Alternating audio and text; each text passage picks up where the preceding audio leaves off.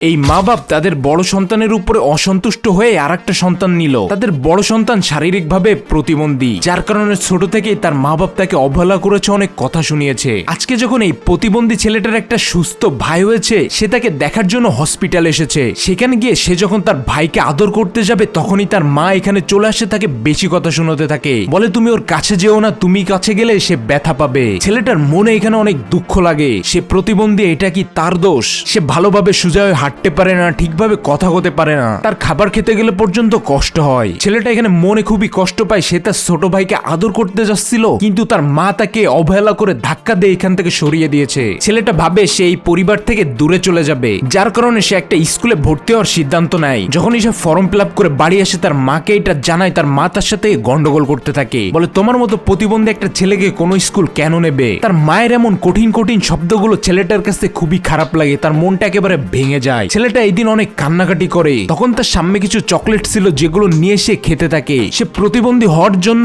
ভালোভাবে চকলেটগুলো চাবাতে পর্যন্ত পারতেছিল না। তার গলায় গিয়ে এক এক করে চকলেটগুলো বেঁধে যেতে থাকে, তারপরেও সে খেতেই থাকে, এখানে থামে না। অবশেষে এইভাবে খেতে খেতে সে তার নিঃশ্বাসটাও আর নিতে পারতেছিল না, তার গলা একেবারে ফুল হয়ে গেছিল। তখনই ছেলেটার দাদি আসে, এই চকলেটগুলো তার মুখ থেকে বের করার চেষ্টা করে, কিন্তু ছেলেটা তারপরে ওই চকলেটগুলো বের করতে দেয় না। আস্তে আস্তে তার চোখের সামনে সবকিছু একেবারে অন্ধকার হয়ে আসতে থাকে, ঝাপসা হয়ে আসতে থাকে। এইটাই হয়তো ছেলেটা তার কষ্টটা প্রকাশ করার একমাত্র উপায়।